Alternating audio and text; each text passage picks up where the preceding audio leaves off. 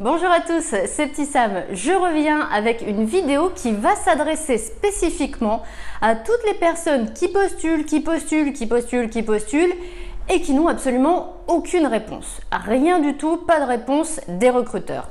Alors clairement, si vous êtes dans cette situation-là, si vous avez fait plein de candidatures, voire des dizaines de candidatures et qu'il ne se passe toujours rien, il est vraiment temps de vous arrêter pour faire le point. Pourquoi? Parce que tout simplement, ce que vous faites ne fonctionne pas. Donc si vous continuez à faire de la même manière, ça va continuer à ne pas fonctionner. Donc vous allez vraiment prendre beaucoup de temps, beaucoup d'énergie pour rien, puisque ça ne fonctionne pas.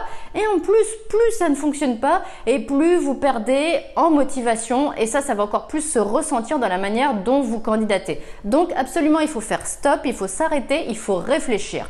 Alors, pourquoi vraiment ça doit vous faire réagir? Parce que, bien évidemment qu'il y a des recruteurs juste qui ne répondent pas. Ok, ça existe, bien évidemment, mais il n'y a pas que ça. Si vous faites encore et encore des candidatures et qu'il ne se passe rien, c'est vraiment qu'il y a quelque chose qui ne fonctionne pas avec votre candidature. Donc, il faut vous arrêter sur votre candidature, bien la regarder et voir ce qui ne fonctionne pas. Parce que clairement, si vous solutionnez ces problèmes qu'il y a dans votre candidature, vous allez voir que là, vous allez commencer à avoir des retours. Et c'est bien l'objectif. Il ne faut pas rester bloqué dans cette candidature parce que sinon, il n'y aura jamais d'entretien d'embauche. Donc, clairement, votre candidature, si elle n'a pas de réponse, c'est qu'elle ne suscite pas l'intérêt. Donc, comment faire pour détecter justement ce qui fait que dans votre candidature, eh bien, ce que vous avez mentionné, ça ne suscite pas l'intérêt des recruteurs qui la reçoivent. Déjà, première chose, vous allez reprendre vos dernières candidatures et vous allez reprendre les offres d'emploi qui y correspondent.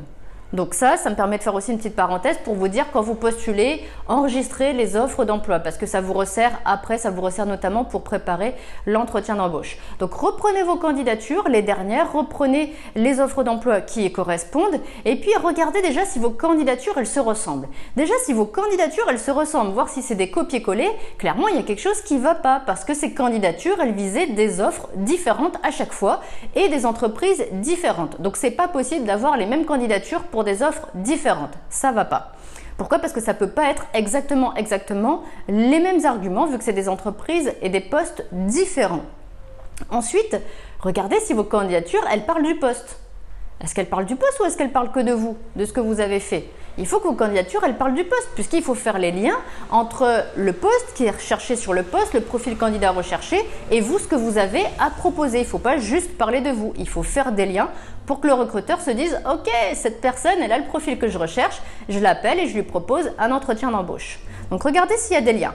Ensuite, regardez si votre candidature, elle parle aussi de l'entreprise. Parce qu'il ne s'agit pas juste de concentrer vos arguments sur le poste. Si vous candidatez, certes, c'est pour exercer par rapport à un poste précis, mais c'est aussi pour intégrer une entreprise. Donc, parlez de l'entreprise pour bien expliquer ce qui vous intéresse justement dans cette entreprise, qui vous donne envie d'aller vers cette entreprise et d'intégrer cette entreprise. Donc, si votre candidature ne parle pas de ça, ça veut dire encore une fois qu'il manque une information. Ensuite, eh bien, je vous parlais des liens entre finalement ce qui est mentionné dans l'offre, les compétences, le profil recherché et vous, eh bien, il faut vraiment les faire ces liens. C'est-à-dire qu'il ne s'agit pas juste de dire « j'ai les compétences pour le poste ». Ça ne sert à rien, le recruteur il ne va pas vous croire sur parole. Faites les liens. Si vous voyez qu'il y a des compétences qui sont demandées, eh bien, mettez en avant que vous les avez déjà développées. S'il faut travailler sur certaines tâches et que vous les avez déjà réalisées, ces tâches ailleurs, eh bien, mettez en avant que vous avez déjà réalisé ce même type de tâche et donc que vous êtes opérationnel tout de suite. Voilà, vraiment, il faut faire les liens. Et puis, il faut faire ressortir votre motivation. Il faut montrer que vous en avez envie d'aller vers cette offre, d'aller vers cette entreprise. Et la motivation, pareil, il ne s'agit pas juste de dire « je suis motivé ». Ça sert à rien, ça prouve rien. Donc, il faut montrer que vous avez vraiment envie d'occuper ce poste et envie d'aller vers cette entreprise. Donc, vraiment, là, il s'agit d'expliquer l'intérêt que vous avez et pour l'offre d'emploi et pour l'entreprise.